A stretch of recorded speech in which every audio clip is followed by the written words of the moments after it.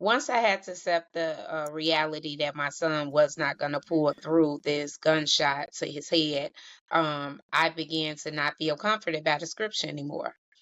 Mm, And not being comforted by the scripture wasn't a place I want to stay in, because as I said, mm, I'm a Christian Baptist. I love God, never want to see myself not loving him. And even with not feeling comforted by the scripture anymore in the church, I didn't stop loving God. I was angry at him because I was always taught it's okay to get angry at God, but don't charge him foolishly. Because mm, if God gave us mm-hmm. what we really deserve, I'd be dead right along with BJ. Because the scripture says the Mm-hmm. wages of sin is death. And I know I Right, sin. So right. Yeah, I showed my anger toward God by, you know, um just saying how I felt, yeah. saying what I thought, saying what I want done. And I come from a community, as I said the first time, I have a big family. Even though it's just me and my sister, I have a million cousins. I have a million cousins, and my millions of cousins have kids. So it's a lot of us. Yeah. It's a lot of us. My baby actually on his dad's side, he was the eighth child out of nine. Wow, Even wow. his daddy 9. And so he has Mm, a lot of siblings. So when this happened to my baby, I went to my flesh and I'm like, y'all better do something mm. about this. Y'all better make this right. Whoever did this, y'all better go get them.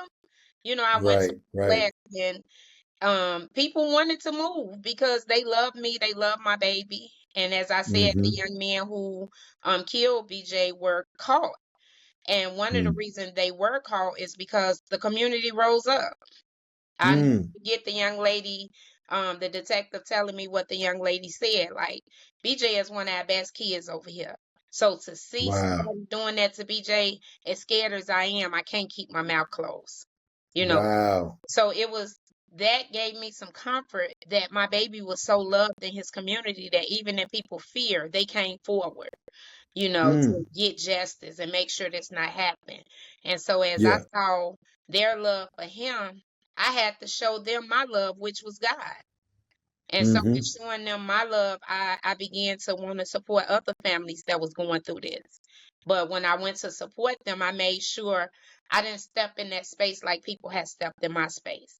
I didn't want to go telling them that earth had no sorrow, that heaven couldn't heal, because that sorrow I was feeling at that moment didn't feel like heaven could heal it, because every day I woke up, it felt like the sorrow intensified. I was listening to the scripture, I was reading the scripture, I was listening to the sermons, the gospel songs, and when none of it happened, it was actually irritating me. It was Mm. irritating. Wow. So when I went to support families, I didn't want to say those cliche things, but I also encouraged them. Don't charge God foolishly. I don't know what's going on right now, but don't charge him foolishly right now. And so that became my comfort until God showed me what he was doing, and that was just honoring his word. He was honoring his word. He Yeah. told us that so as a man live, he must die. He just never told us how they would die or when. Right, And so I had to right. begin to um just trust his word. Trust his word when I didn't understand it. Trust his word even when it wasn't all that comforting. Because contrary to popular belief, the scripture don't always comfort.